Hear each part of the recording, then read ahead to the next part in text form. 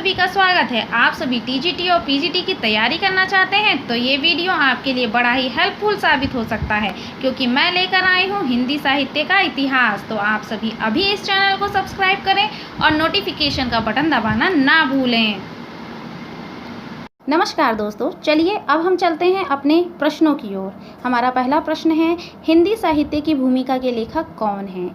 ए. Doctor Nagendra, B. Doctor Rajkumar Verma, C. Acharya Hazari Prasad Dwivedi और D है आचार्य विश्वनाथ प्रसाद मिश्र। तो दोस्तों इसका सही उत्तर है सी. आचार्य हजारी प्रसाद द्विवेदी। आचार्य हजारी प्रसाद द्विवेदी जी ने 3 इतिहास ग्रंथों की रचना की है।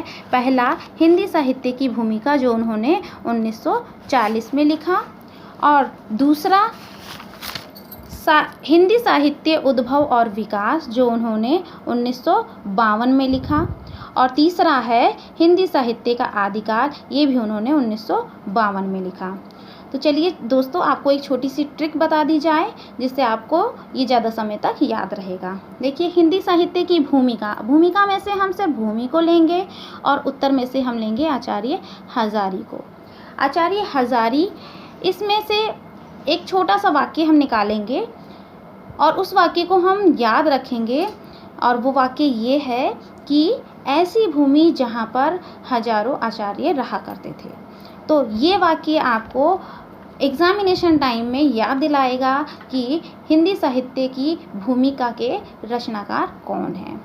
चलिए दोस्तों, मुझे लगता है आपको ये ट्रिक समझ में आ गई होगी। हमारा अगला प्रश्न है, हिंदी साहित्य का अतीत की रचना किसने की है? A. Acharya Vishwanath Prasad Mishra, B. Doctor Rajkumar Verma, C. Doctor Nagendra, D. Acharya Hazari Prasad Dwivedi. तो दोस्तों इसका सही उत्तर है ए. आचार्य विश्वनाथ प्रसाद मिश्र। अब देखिए दोस्तों, इसमें भी हम छोटी सी ट्रिक लेंगे। हिंदी साहित्य का अतीत, इसमें से हम लेंगे अतीत शब्द को और उत्तर में से लेंगे विश्व को,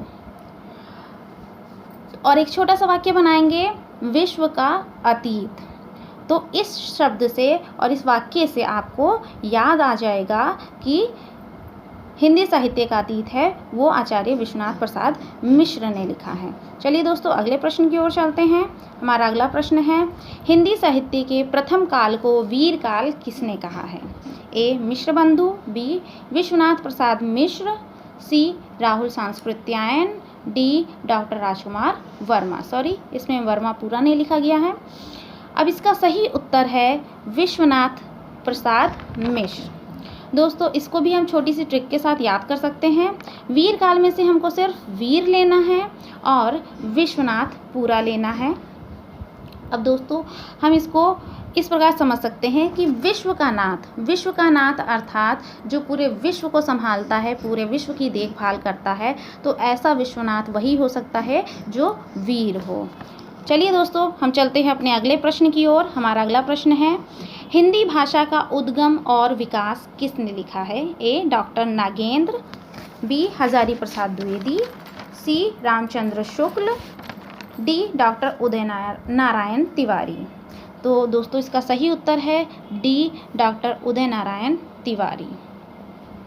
इसको हम दोस्तों इस प्रकार रिलेट कर सकते हैं कि हिंदी भाषा का उद्गम और विकास में से हम सिर्फ उद्गम को लेंगे और उत्तर में से हम लेंगे उदय को, और रिलेट करेंगे कि उद्गम और उदय है लगभग दोनों का अर्थ सेम ही होता है, इसीलिए इन दोनों का रिलेशन हम बनाकर आगे बढ़ेंगे। चलिए दोस्तों, आगे हमारे पास प्रश्न है, आचार्य रामचंद्र शुक्ल ने शब्द सागर में लिखित किस शीर्षक लेख को परिवर्तित तथा परिमार्जित कर हिंदी साहित्य का इतिहास लिखा है? ए. हिंदी साहित्य की भूमिका, बी. हिंदी साहित्य का विवेचन, सी. हिंदी साहित्य का इतिहास और डी. हिंदी साहित्य का विकास। दोस्तों इसमें ये पूछा गया है कि शब्द सागर में ऐसा कौन सा ग्रंथ है जिसको परिमार्जित करके, परिवर्तित करके एक नया नाम दिया गया है, एक नया ग्रंथ लिखा गया है। तो दोस्तों इसका सही उत्तर है डी, हिंदी साहित्य का विकास। हिंदी साहित्य के विकास को ही थोड़ा सा परिवर्तित और परिमार्जित करके आचार्य रामचंद्र शुक्ल ने हिंदी साहित्य का इतिहास लिखा था। चलिए दोस्तों, आगे हमारे पास प्रश्न है, सिद्ध कवियों द्वारा प्रयुक्त भाषा को क्या कहा जाता है? ए डिंगल, बी अवहट, सी अपभ्रंश, डी संध्या। तो दोस्तों इसका सही उत्तर है डी संध्या। दोस्तों जो सिद्ध कवि हुआ करते थे वो अपने बौद्ध धर्म का प्रचार प्रसार करने के लिए संध्या भाषा शैली का प्रयोग किया करते थे, और ये भाषा ऐसी है कि अर्थ खुलने पर ही समझ में आती है। कबीर आदि संतों की इसी भाषा को उलटबासी भाषा भी कहा जाता है। चलिए दोस्तों आगे हम देखते हैं अगला प्रश्न।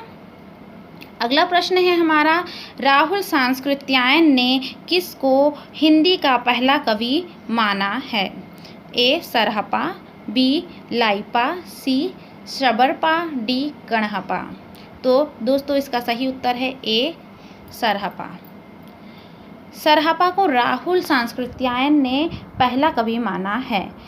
दोस्तों आप लोग जानते ही होंगे कि 84 सिद्ध कवि थे, उनमें से एक सरहपा थे, और सरहपा को ही हिंदी का सबसे पहला कवि माना गया है।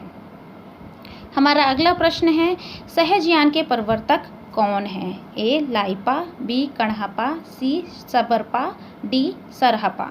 तो दोस्तों इसका सही उत्तर है डी सरहपा।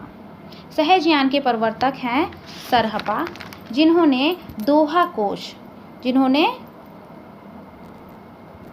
कोश की रचना की है। चलिए दोस्तों हमारा लास्ट प्रश्न है, आत्मबोध किसकी रचना है? ए जालंधर नाथ, बी गोरखनाथ, सी मत्स्येंद्रनाथ, डी इनमें से कोई नहीं। तो दोस्तों इसका सही उत्तर है बी गोरखनाथ। गोरखनाथ नाथ संप्रदाय के प्रवर्तक गुरु हैं और इन्होंने ही आत्मबोध की रचना की है। तो चलिए दोस्तों फिर मिलते हैं अगले वीडियो में। अगर आपको मेरा वीडियो पसंद आया हो तो सब्सक्राइब करना ना भूलें और नोटिफिकेशन का बटन ज़रूर दबाएं।